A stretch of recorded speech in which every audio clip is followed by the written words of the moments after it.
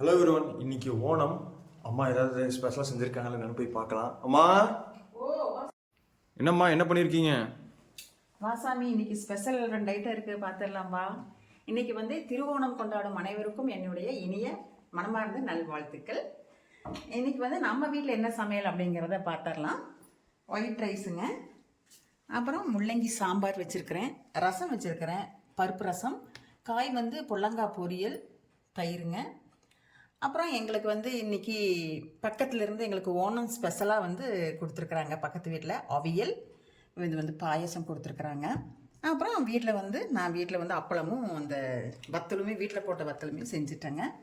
இந்த மாதிரி உங்கள் வீட்டுக்கு ஏதாவது ஓணம் ஸ்பெஷலாக யாராவது ஏதாவது இந்த மாதிரி நம்ம பக்கத்துலேருந்து கொடுத்துருக்குறாங்களா அப்படின்னு எனக்கு கமெண்ட் பண்ணுங்கள்.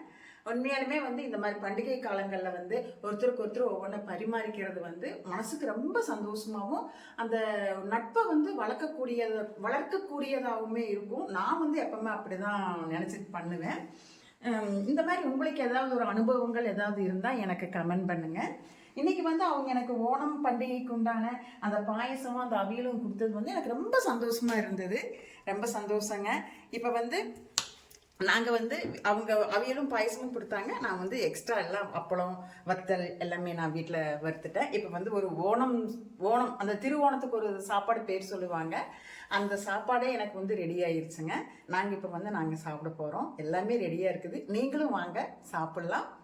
இந்த மாதிரி ஏதாவது உங்களுக்கு கிஃப்ட் பக்கத்து வீட்டில் இருந்து ஏதாவது கொடுத்துருந்தாங்க அப்படின்னா நீங்களும் எனக்கு கமெண்ட் பண்ணி சொல்லுங்கள்.